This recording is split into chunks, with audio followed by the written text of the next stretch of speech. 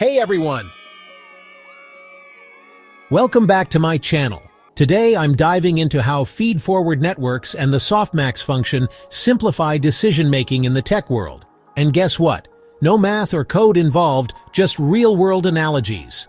Ready? Let's go. First up, Feedforward Networks. Think of it as a decision-making process. Imagine you're applying for jobs and get a stack of resumes. What do? You go through several steps to assess each candidate. Step 1, initial screening. Do they have the required degree? Step 2, skill match. Do they have the tools and experience you need? Step 3, cultural fit. Will they work well with your team? Each step builds on the previous one, refining your opinion.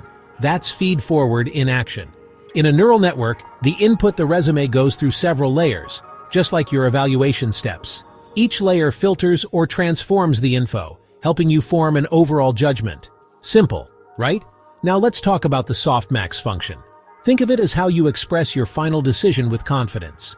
Continuing with the hiring example, after evaluating all the resumes, you have a short list of 3 candidates. You've scored them internally, maybe something like this: Alex 90 points, Jamie 80 points, Taylor 70 points.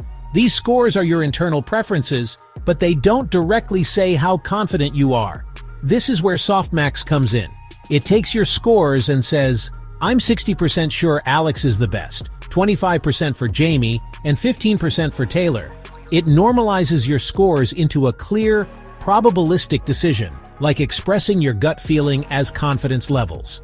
So how do they work together? Let's bring it all together. 1. Input, a resume arrives, that's your data. 1. Feed forward. You analyze it across multiple dimensions: qualifications, experience, etc. 1. Output, you form internal scores for each candidate. 1. Softmax. You convert those scores into a decision which candidate you're most confident in hiring. 1.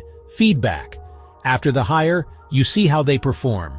If they're great, your evaluation process is reinforced. If not, you adjust how you assess future candidates. In simpler terms, Feedforward Networks mimic step-by-step reasoning like layers of judgment. Softmax mimics how we turn scores into confident decisions, especially when we have to pick just one from many options. Hope this clears things up. Feel free to drop comments if you want this map to something else like restaurant choices, voting, or medical diagnosis. Thanks for tuning in.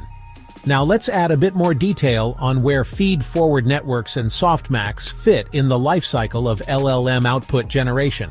When you input a prompt into a language model, it first processes the input through multiple feedforward layers. Each layer refines the information, extracting features and patterns. After processing through these layers, the model generates potential outputs. Here's where Softmax comes in. It takes the raw scores from the final layer and converts them into probabilities.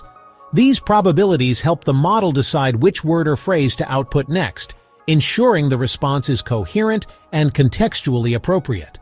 So, Feedforward Networks and Softmax are crucial in transforming your input into meaningful, confident outputs.